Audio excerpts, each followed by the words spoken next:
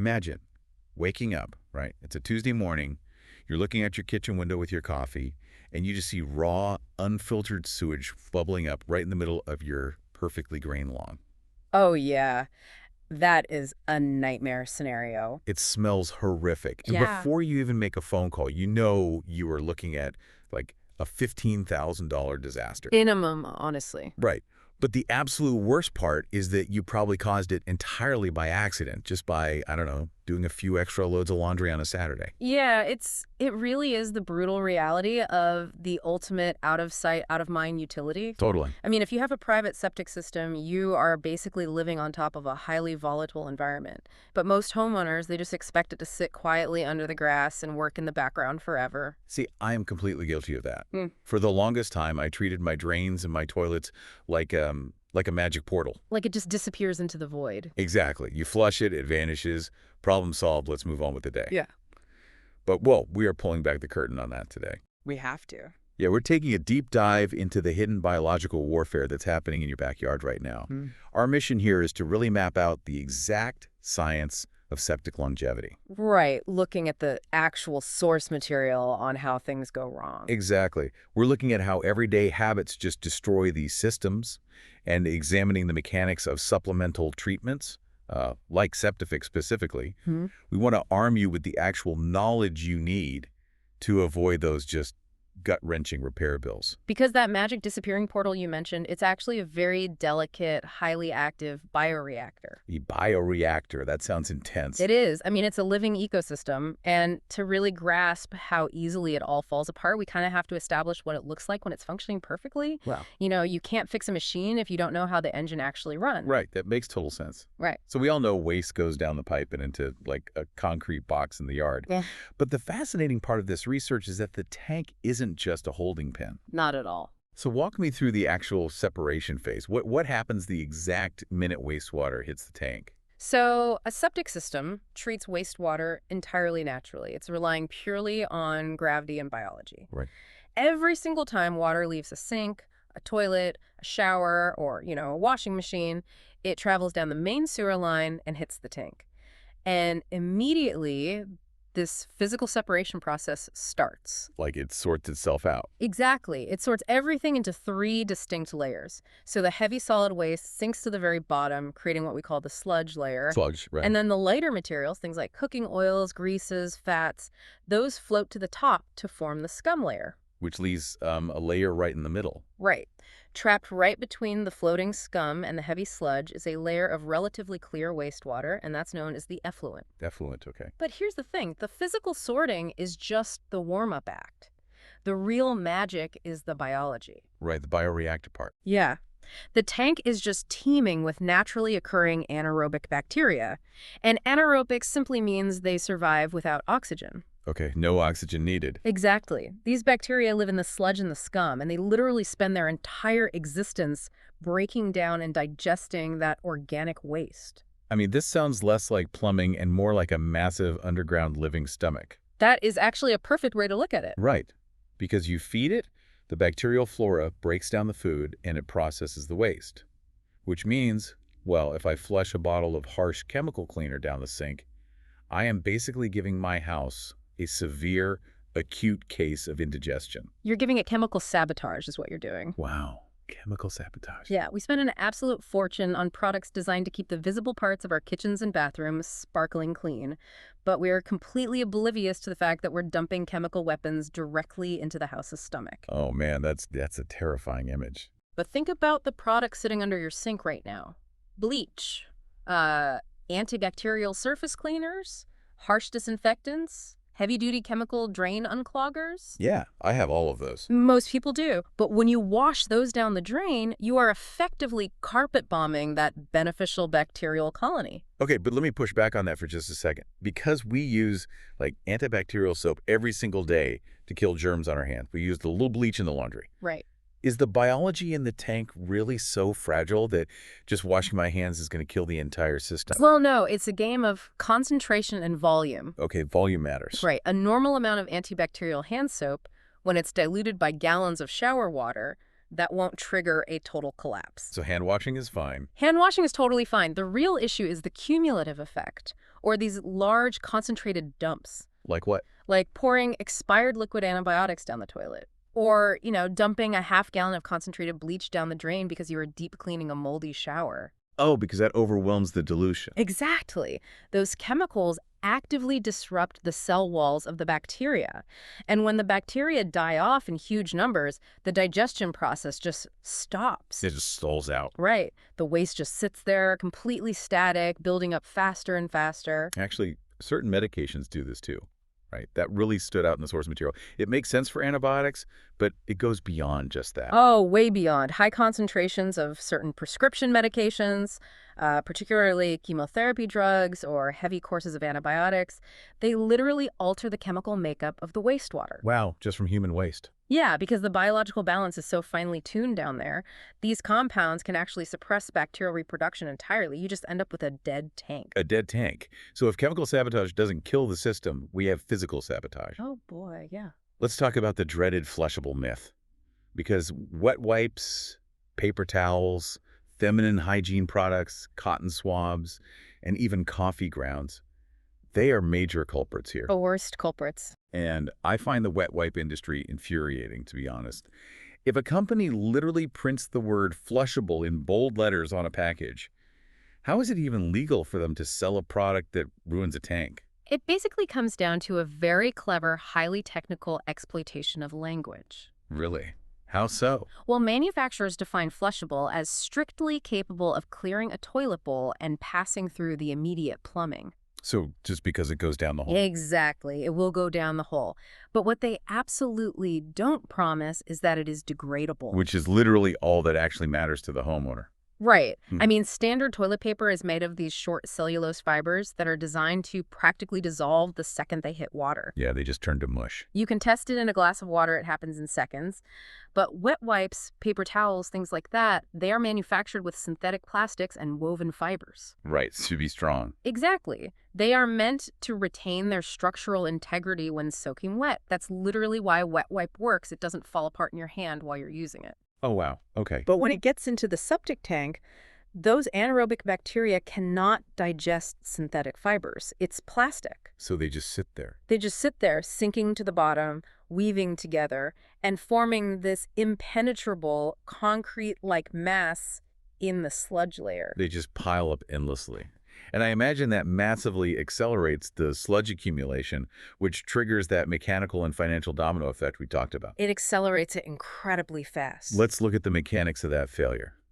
Once that biological engine stalls, whether it's because we bleach the bacteria to death or we stuff the tank full of unbreakable plastic wipes, the actual liquid capacity of the tank starts shrinking, right? Yeah, the math here is pretty unforgiving. Say a standard tank holds about 1,000 gallons. Okay, 1,000 gallons. But if the sludge layer on the bottom is growing uncontrollably and the scum layer on top is getting thicker and thicker, that middle layer, the clear wastewater, it just gets squeezed. It has nowhere to go.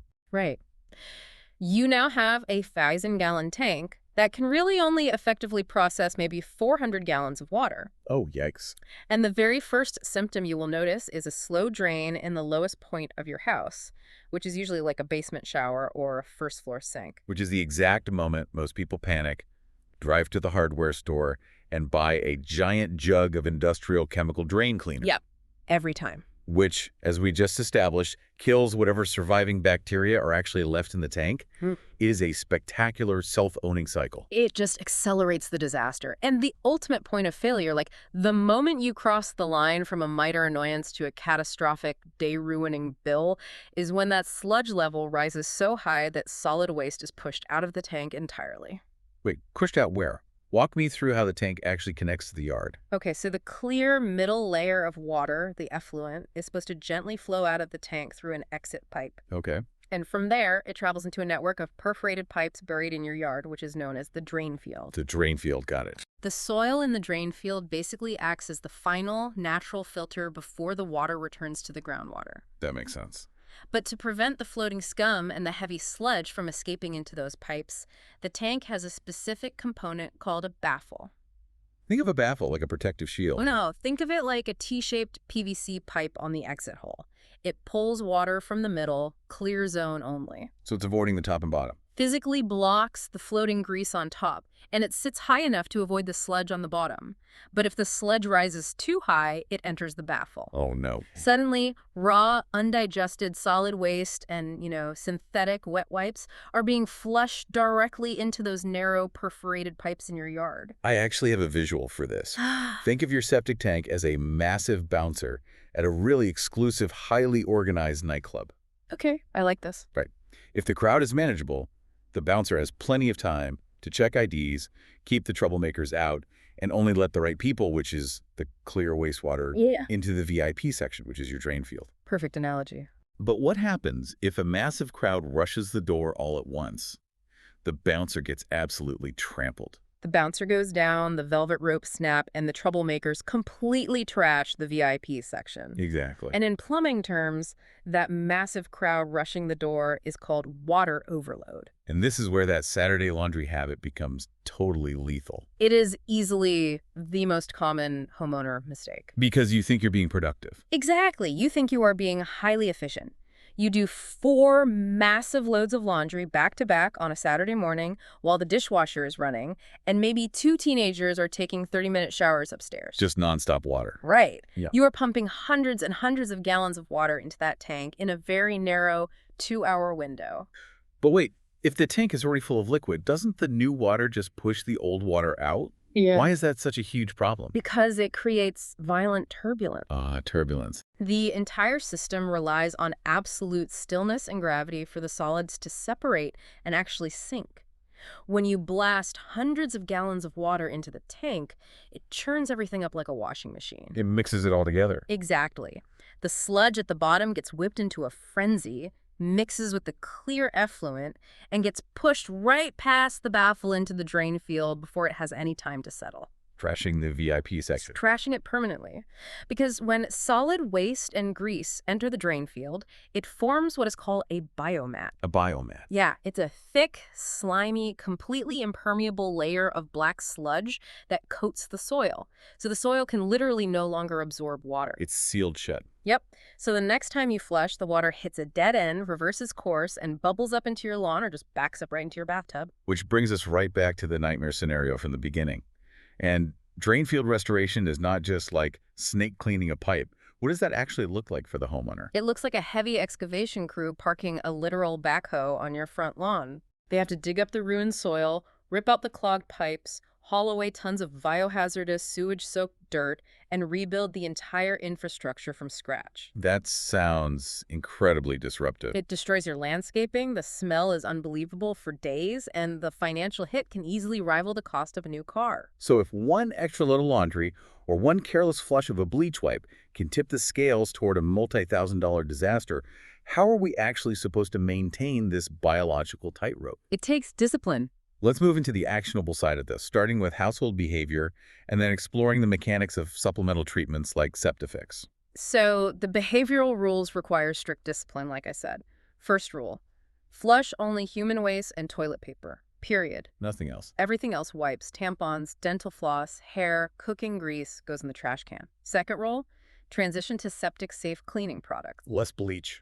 Look for biodegradable labels and drastically reduce your reliance on bleach. And third, you have to spread out your water usage. The laundry issue. Right. Do 1 load of laundry a day instead of 5 on Saturday.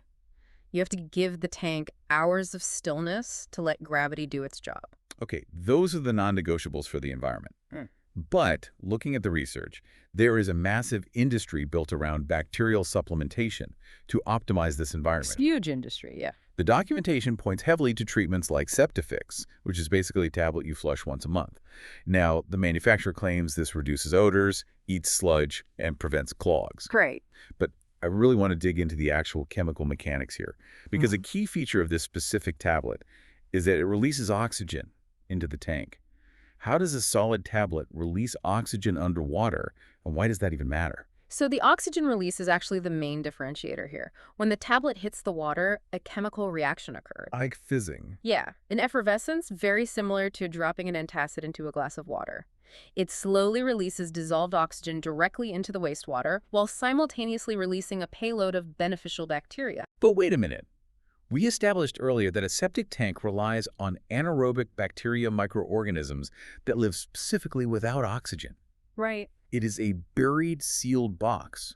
Yeah. Why on earth would we want to introduce oxygen into a naturally oxygen-deprived environment? Doesn't that just contradict the natural biology? It totally seems counterintuitive until you look at the different metabolic rates of the bacteria involved. Okay, break that down for me. So anaerobic bacteria, the ones naturally in your tank, they are incredibly resilient, but they are very slow eaters. Slow eaters. They take a long time to break down solids. And as a byproduct of their digestion, they release hydrogen sulfide gas. Oh, that is the classic rotten egg, raw sewage smell. Exactly. Now, on the other hand, you have aerobic bacteria. These are microorganisms that require oxygen to survive. Aerobic, okay. Aerobic bacteria are highly aggressive, highly efficient digesters. They eat organic waste at a significantly faster rate than their anaerobic counterparts, and their byproduct is mostly just odorless carbon dioxide. Ah, I see. So by dropping a tablet that chemically releases oxygen, you are temporarily changing the environment of the tank to support an imported, highly aggressive cleanup crew. That is exactly the mechanism. You're creating these little microenvironments of dissolved oxygen within the tank where these supplemented aerobic bacteria can thrive. And they just go to work. They rapidly break down the organic matter that the slower, natural bacteria just haven't gotten to yet. The goal is to aggressively target the sludge accumulation and reduce the hydrogen sulfide production, which is what mitigates those awful odors. It is essentially giving the natural biology a massive high-speed assist. Right. But let's manage expectations here, because it is so crucial to remain completely objective about what a chemical or biological supplement can actually achieve in the real world. Absolutely. Does using a biological accelerator like SEPTIFIX mean a homeowner can just cancel their pump truck and never empty their tank again? The answer is a definitive, unyielding no. Good to be clear. Yeah, any plumbing professional will tell you the exact same thing. Pumping is a non-negotiable physical necessity. Let's use a medical analogy here. Taking a monthly supplement like this is a lot like a person taking a high-quality multivitamin and eating a hyper-optimized diet, right? Yeah. It supports your immune system, it keeps your gut biome healthy, and it helps your body run efficiently day to day. But no matter how many vitamins you take, it absolutely does not mean you can cancel your annual checkups with your doctor. The routine pumping is the doctor's visit. That's a great way to put it. It all comes down to the basic conservation of facets. Just basically. Right. Even with the absolute most aggressive aerobic bacterial activity imaginable, certain matter just cannot be digested. Like the synthetic fibers. Exactly. Dirt from your washing machine, tiny bits of plastic, bone fragments from the garbage disposal. Those synthetic fibers from wipes, they will never, ever break down. They just stay there forever. They will slowly, inevitably build up in the sludge layer over the years. No biological supplement can make physical, non-digestible matter just vanish into thin air. So what dictates the actual pumping schedule then? If it's not a set timer, how do we know when it's time? It is a totally unique math equation for every single house. Based on what? It depends on the physical capacity of your tank, the number of people living in the house, the total volume of water you use daily, and, frankly, how disciplined you are about what goes down the drain. Oh, it varies wildly. Oh, massively. A single person living in a house with a 1,500-gallon tank might easily go 5 years between pumps. A family of 6 with a 1,000-gallon tank, they might need pumping every 2 years. And the pump truck visit isn't just about emptying the waste, it is an inspection. Crucially, a professional pumping allows a technician to look at the actual concrete walls of the tank for deterioration. Make sure it's not crumbling. Right. They check the baffles to make sure they haven't rusted or snapped off, because finding a broken baffle during a routine pump costs maybe $100 to fix. Sure. Finding a broken baffle because your yard is currently flooding with sewage, that costs tens of thousands. Right. So the target audience for a product like SEPTIFIX isn't someone looking for a magic bullet to avoid plumbing maintenance forever. Definitely not. It's for the homeowner who wants to optimize the time between those pumps. If you are noticing occasional odors, if you know your family occasionally uses too much bleach or water, and you want to proactively manage the sludge breakdown, introducing those aerobic bacteria is a targeted strategy. It is a tool for preventive care. It's for people who want to actively manage the bioreactor in their backyard rather than just crossing their fingers and waiting for a catastrophic failure. And that is really the ultimate takeaway from all this research. spreading out your laundry, keeping the synthetic wipes out of the toilet, easing up on the antibacterial cleaners, and maybe considering a monthly biological boost. All of that minimal effort is infinitely cheaper than waking up to an excavator tearing apart your landscaping. Without a doubt. If you want to dive into the specific data behind the oxygen release mechanism, or check the bacterial strains to see if it makes sense for your system, you can look at the manufacturer's documentation over at SEPTIFIX.com. Yeah, I mean, when you respect the biology of the system takes care of you. It really is that simple. It really is. And looking at all this through a microscopic lens today leaves me with a thought that stretches way beyond plumbing. Oh. Yeah. We just spent this time learning how a single, isolated ecosystem in our backyard is incredibly sensitive. A splash of the wrong chemical or a sudden rush of water can throw the entire biological balance into total expensive chaos. It's extremely fragile. It really makes you wonder, if our own backyards are this hypersensitive to our habits, what other invisible natural systems in our immediate surroundings are we unknowingly disrupting every single day with just the convenience of modern life? Man, that is a humbling question. We are surrounded by biological processes that we take completely for granted just because they operate out of sight. We definitely are. Well, the next time you look out the window at that peaceful green lawn, you will know exactly what kind of chaotic microbial warfare is happening underneath the soil. The magic disappearing portal is officially a myth. Busted. Treat your house's stomach with a little respect, keep the bouncer at the club from getting overwhelmed, and your lawn will stay exactly as it should, just grass.